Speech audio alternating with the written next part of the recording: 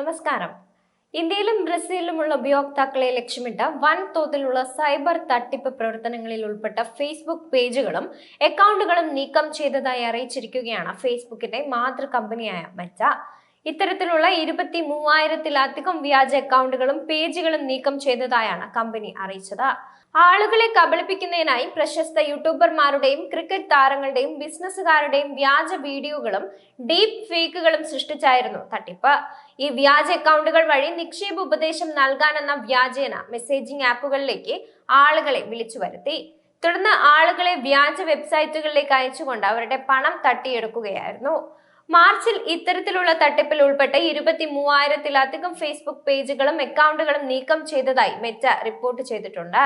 ഉപയോക്താക്കളെ ബോധവാന്മാരാക്കുന്നതിനായി നിരവധി നടപടികൾ സ്വീകരിക്കുന്നുണ്ടെന്നും കമ്പനി പറയുന്നുണ്ട്.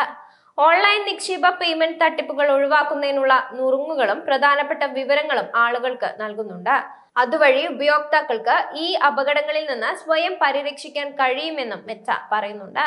മെറ്റയുടെ ഫേസ്ബുക്ക്, ഇൻസ്റ്റഗ്രാം, വാട്സ്ആപ്പ് തുടങ്ങിയ പ്ലാറ്റ്ഫോമുകൾ ഇന്ത്യയിൽ കോടിക്കണക്കിന് ആളുകൾ ഉപയോഗിക്കുന്നുണ്ട്.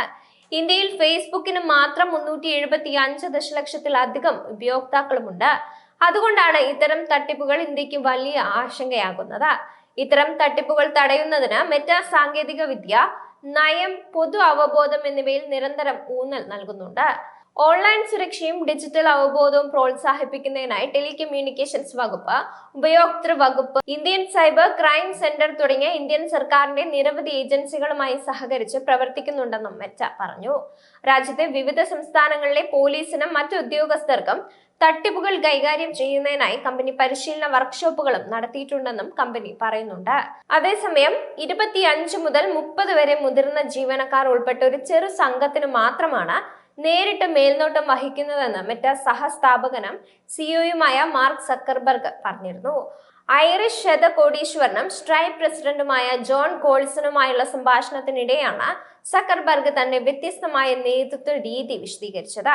25 മുതൽ 30 വരെ വ്യക്തികൾ അടങ്ങുന്ന കോർ ടീമിനെയാണ് സുപ്രധാന ഉത്തരവാദിത്വങ്ങൾ അദ്ദേഹം ഏൽപ്പിച്ചിരിക്കുന്നത്. ഈ പ്രധാന വ്യക്തികൾ സക്കർബർഗിൽ നിന്ന് നിരന്തര മാർഗനിർദ്ദേശത്തിനായി കാത്തു നിൽക്കുന്നില്ല, പകരം സ്വയം തീരുമാനങ്ങൾ എടുക്കുകയാണ് ചെയ്യുന്നത്.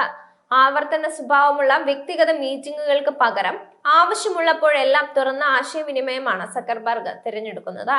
പ്രത്യേക പ്രശ്നങ്ങൾ ഉണ്ടാകുമ്പോൾ അദ്ദേഹം ആരുമായും ചർച്ച നടത്താൻ ലഭ്യമായിരിക്കില്ല. എങ്കിലും ഷെഡ്യൂൾ ചെയ്ത മീറ്റിംഗുകൾ പരമാവധി ഒഴിവാക്കുകയാണ് ചെയ്യുന്നത്.